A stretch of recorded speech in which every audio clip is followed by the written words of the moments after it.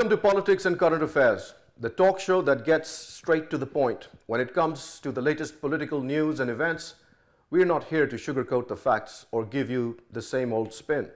We're here to dish out the truth, the whole truth, and nothing but the truth. From Islamabad to Karachi, we'll be covering the hottest topics in Pakistani politics and giving you the inside scoop of what's really going on behind the scenes. We'll be interviewing the movers and shakers, the power players, and the rebels to get their take on the issues that matter most. Whether you're a seasoned politician or a curious newbie, we've got you covered. So grab your popcorn, sit back, and get ready to be entertained and informed like never before. Because on Politics and Current Affairs, we're not afraid to ask the tough questions and get the real answers. Today we're in conversation with Dr. Khalid Aziz. He works with the NHS here in London. And along with him, we have Mr. Tariq Suleman, a scholar working on the Israeli-Palestinian problem. Thank you very much, gentlemen, for joining me for the conversation today. Starting with you, Dr. Aziz, in your opinion, where do you feel Pakistan has come after 75 years? Do you think that we are a flourishing democracy, or do you think there's a lot of room to be covered? Thank you for having me as a guest here today. I think it's in the state of the obvious. It's very clear where we were, where we are, and where we could go from here. But in terms of general progress, the state of democracy and general progress in terms of public knowledge, awareness, literacy, there's a different aspects of looking at it and perhaps analyzing it. We unfortunately have a history of progression and then regression, which creates a huge problem and often a very big vacuum in the development and growth, not just at a political level, at economic level, education level, and obviously the awareness level.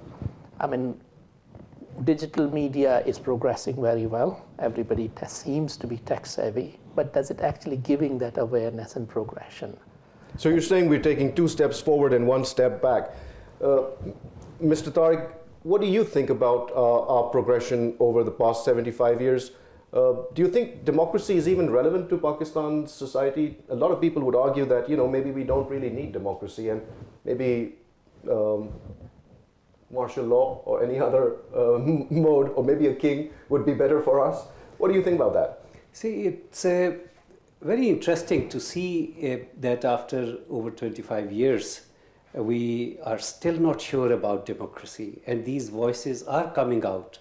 We see in that chatter all these different noises, the relevance of democracy or other different models. If we haven't even started, let's say whichever model we want to choose, we haven't decided on that, and we haven't started that discourse to get consensus on those issues and start the journey. How are we likely to go from here is anyone's guess. Well, that is the million-dollar question, isn't it? Dr. Saab, I'd like to ask you that as an overseas Pakistani, having lived so many years away from Pakistan, what kind of sentiments do you have about the country? What do you miss about it? Why is it you feel that you would like to still talk about it, even though you don't live there anymore? Well, I mean, it doesn't really matter how many decades you've lived away from your country, from your grassroots. If you're born and brought up in a country like Pakistan, the love, the connection, the affection, that never goes away. Although when you move into a different society, the question's being asked is that, are you more British than Pakistani, or you're British Pakistani, or you're Pakistani British? All sorts of questions being asked. But you cannot take those attachments away from someone who's born anywhere in the world, not just Pakistan. Now, being a Pakistani, having lived here for more than 2.5 decades, I've never kind of felt detached from my country where I was born. Never lost the love of the country, no matter what is happening, whether it's political ground or economic ground. And you cry for that as well, because as I earlier on says that we've not made progress, we regressed, because our loved one still live there. When you go back there, you still visit the places, you still visit people, you still visit your friends. So I think that can never go away from you. In your opinion, Mr. Tariq, do you think that people who do migrate from their original countries suffer some kind of an identity crisis, especially the second and third generations that grow up in those new environments have some kind of an identity crisis, or do you think that is not an issue? See, ideally, that second and third generations should integrate in their host cultures. But all these communities coming from South Asia and different Arab countries, we experience that they have not been able to do that. And whatever the reasons, they seriously suffer from that identity crisis because they have difficulty understanding the culture back home, which they are not aware of or they are not knowledgeable about. And the current culture which has not really accepted them in that sense. So they are divided, and that's one of the reasons most of at least the people from South Asia, when we see here the second and third generation, they have that schizophrenic aspect to their personalities. Do you think that there's this confusion, and you being a psychiatrist, what would you say that the causes for such a disconnect with their own identity is? Because neither are they truly British or Americans or wherever they are, and neither are they truly accepted as Pakistanis. So that is quite a difficult situation for an individual to be in, don't you think? So I think conflict starts at home, always, okay? Where you live in, the minute your child steps out of your doorstep, he is in a world that is conflicting. They go to school, they have a conflict sitting around them. I mean, the ethnicities, the religious and maybe non-religious, and within the families of the friends who they sit around. So that's conflict. When they come home, then they might be watching, or us, meaning parents, watching Pakistani channels, Urdu dramas, Urdu serials, but they've come into the household where they've been talking to their friends in English. They're talking about English programs. And it's the culture as well. The culture as well. Yeah. So I think the conflict remains there. But it's the issue about that how we are acknowledging and addressing that.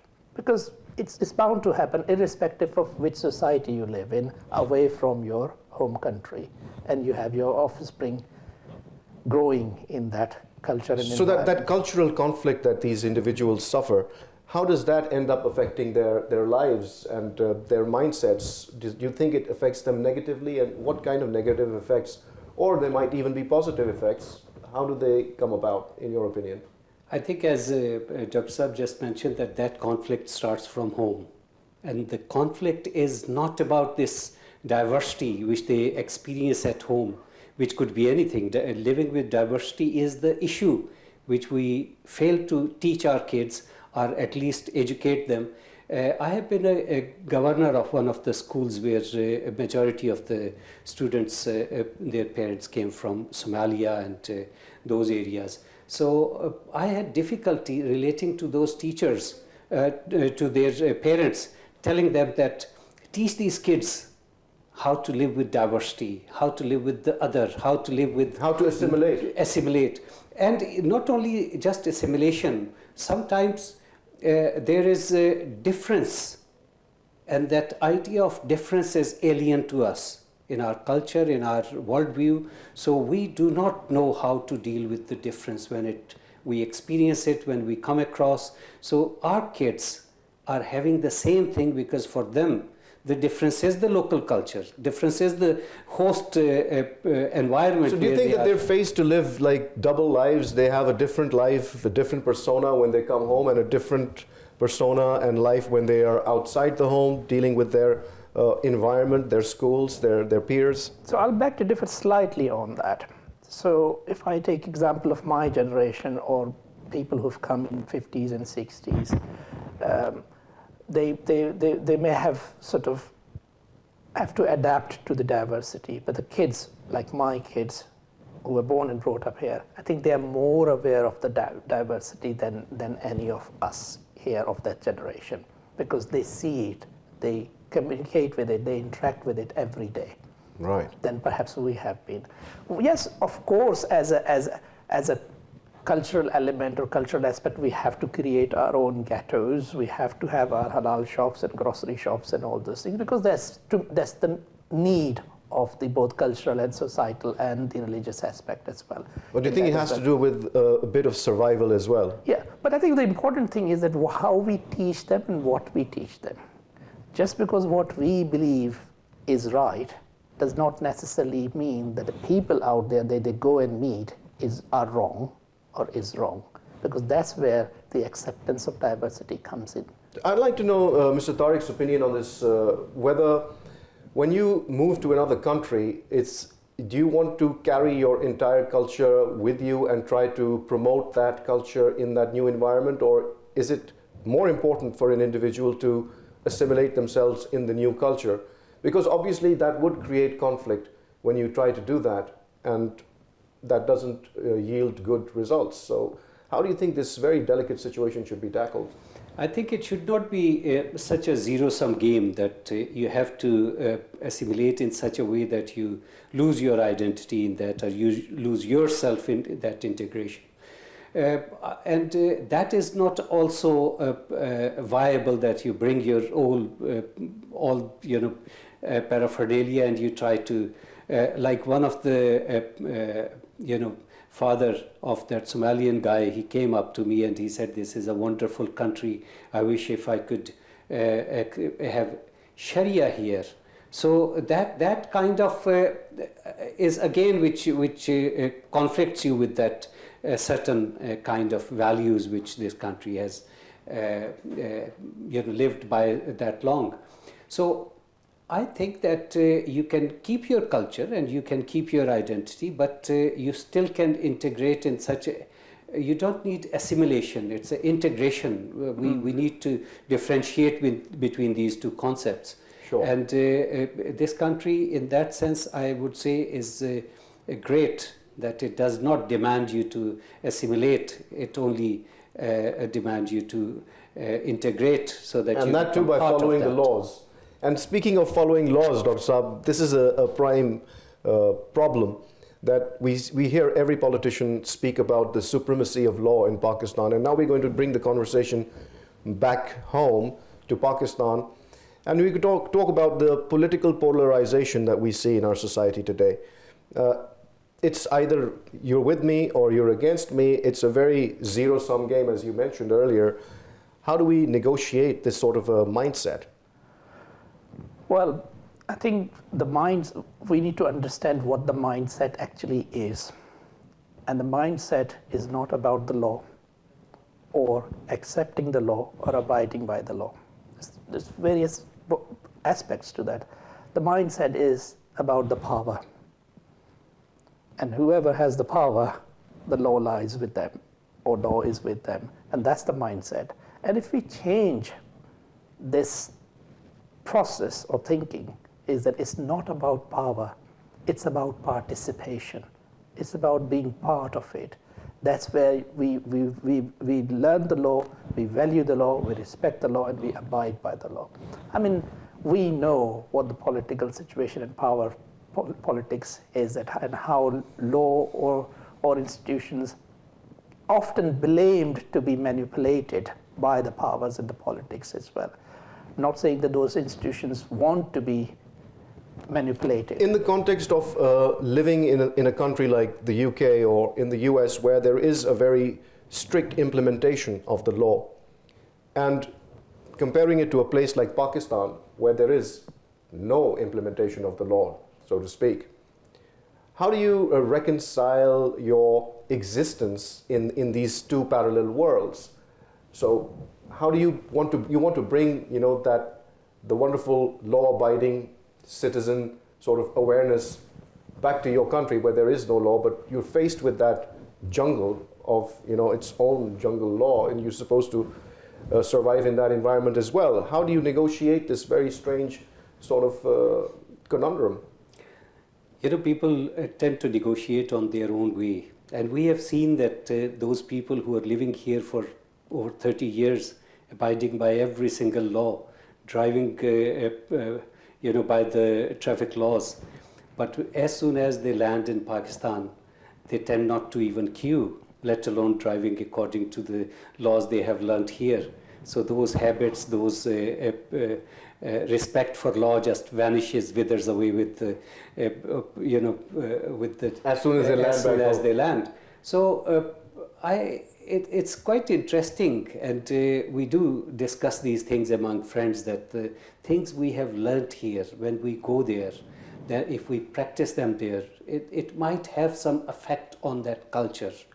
But again, one of the things is that the whole culture has such a power in that whatever is being practiced, it takes you into that instead of you being able to hold on to the respect of law, and you go and you continue as you are here.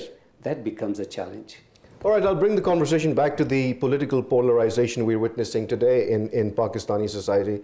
Dr. Saab, in your opinion, what is the way around that? Why do we have this it's either me or you sort of mindset? We've actually witnessed or heard Rana Sanaullah, the interior minister these days, actually say that it's either you or me. So how do we negotiate that? I think the type of polarization we have is not a very healthy polarization, because it really quite intimidating and threatening in a way of statements as well. So the only way the polarization will always exist in politics, because that's the nature of the politics. There is a leading party and there's an opposition. It's always be there. And that creates a healthy environment and debate as well. But the whole thing is that, like earlier on you were mentioning, is that the Somalian father's example is that I wish I could bring those laws in here, meaning there's Sharia laws in here. But the point here is that what stopped you having those laws where you have come from? So what's stopping people having those laws there? Rather than wanting to come to a place like England or USA and have that idealistic life. But I think that's the dilemma we have. We want to have an idealistic life like the West, but we don't want to have the similar processes that it's taken centuries for the West to develop, implement, and empower. So it's basically importing your culture from a place which you have migrated away from to have a better life in a different country, and then trying to impose your ideas or your cultural values onto this new sort of country which you have adopted. Do you think that's a workable solution? Because why I ask this question, we've seen a lot of controversy on the burqa sort of issue as well in all of Europe, especially in France. So don't you think that these issues need to be discussed? I mean, in the first place, if the ladies were so inclined towards wearing a burqa, which is, part of your so-called, whether it's not or that's another completely different debate. Why are they allowed to wear burqas, or not allowed to wear burqas for that matter? And why has it become such an issue when it's, just a cultural thing, and it's the freedom of expression, it's the freedom of, choice. All of these things are really becoming a mishmash of ideas that need to be understood and worked with. Yeah. So that's where each society puts their barriers and boundaries, and where are the societal threats to their culture and society.